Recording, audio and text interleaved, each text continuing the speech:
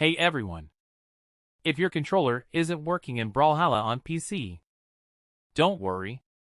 In this video, I'll show you how to set it up step by step.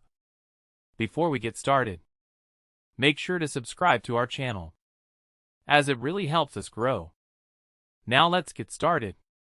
Connect your controller to your PC. Open Steam. Click Steam in the top left corner. Then select Settings. Click Controller. If you're using a PlayStation controller, turn on PlayStation controller support. If you're using an Xbox controller, turn on Xbox controller support instead. Make sure Guide button focuses Steam is enabled.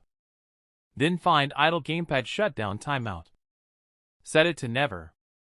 This prevents your controller from turning off automatically. Now, go to your library. Right-click Brawlhalla. Select Properties. Click Controller. Set Override for Brawlhalla to enable Steam input. Launch the game. If your controller still doesn't work, go back to the same menu. Try Use Default Settings. If it still doesn't work, select Disable Steam input.